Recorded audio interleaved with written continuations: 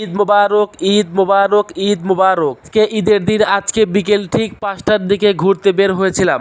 কোথায় ঘুরতে গিয়েছিলাম সবকিছু থাকবে আজকের এই ব্লগে।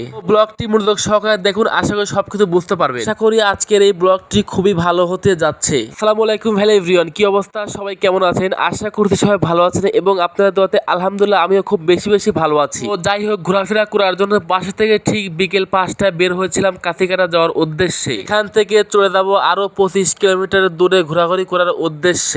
ওয়েদারটা ছিল পুরাই অস্থির, খুব ভালো লাগছে আমার কাছে। বলবো গাইজ, ওয়েদারের প্রশংসা করতে না করতে চলে আসলো গপ গপ করে বৃষ্টি। যাই হোক, কোনো ব্যাপার না, একটু বৃষ্টি হতে না হতে রাস্তাতে জমে উঠলো পানি। তবে বৃষ্টি হওয়ার কারণে চারদিকের ওয়েদারটা হয়ে গেছে ঠান্ডা। আমি এখন যে রাস্তা দিয়ে চলে যাচ্ছি কাছেকাটা, রাস্তাটি সত্যি অনেক সুন্দর, খুব ভালো লাগছে আমার কাছে পার্সোনালি ভাবে।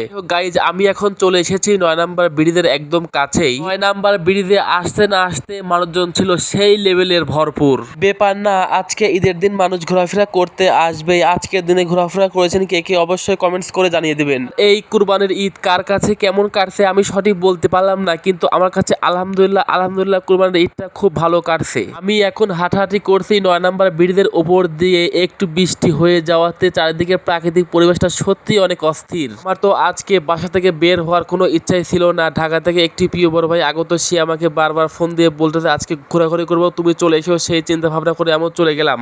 একটু বৃষ্টি হয়ে যাওয়াতে চারিদিকে হয়েছিল ঠান্ডা, যার কারণে খুব ভালো লাগছে। আমাদের ভিতর অনেক মানুষই আছে গরম সইতে পারে না, যেমন আমি গরম সইতে পারি না। 9 নাম্বার ব্রিজের পাশেই আমার ক্যামেরা ওপেন করতে না করতে আমার কিছু ফ্যান ফলোয়ার ভালোবাসার ভাইরা চলে আসলো। তাদের সাথে কিছু সময় দিলাম এবং 2-4-5টা পিক উঠলো, খুবই ভালো লাগলো এই বিষয়গুলো আমার কাছে। আমি যেখানে ঘোরাফেরা করতে যাই না কেন সেখানে 2-1টি ফ্যান ফলোয়ার আসবে আমার সাথে ছবি ওঠার জন্য।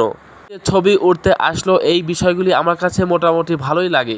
9 নাম্বার ব্রিজে এসে প্রায় 2 ঘন্টা ছিলাম। এখন 9 নাম্বার ব্রিজ থেকে আরো একটি সুন্দর জায়গায় চলে যাব আমরা। এখন আমরা চলে যাব মাটির রাস্তা, চারদিকে থাকবে গাছগুছালি এবং ওয়েদারটা থাকবে খুবই ভালো। এই যে গাইজ দেখতে পাচ্ছেন মাটির রাস্তা, এরকম রাস্তা হাঁটাহাঁটি করতে আমি বেশি পছন্দ করে থাকি। সুন্দর রাস্তার লোকেশনটা আপনাদের বলে দিই, তারাস উপজেলার রানীগ্রাম এলাকায় এই রাস্তাটি অবস্থিত। গাইজ, আজকের ব্লগটি এই পর্যন্তই। আজকের ব্লগটি কার কাছে কেমন লাগছে অবশ্যই কমেন্টস করে জানাবেন। এই মাটির রাস্তায় আপনি না আসলে বুঝতে পারবেন না মাটির রাস্তাটি এত সুন্দর। গাইজ, আজকের ব্লগটি এই পর্যন্তই। পরবর্তী কোনো ব্লগে আবারও দেখা হচ্ছে। সে পর্যন্ত ভালো থাকবেন, সুস্থ থাকবেন। ধন্যবাদ, বাই বাই, আসসালামু আলাইকুম, খোদা হাফেজ, টাটা এন্ড টেক কেয়ার।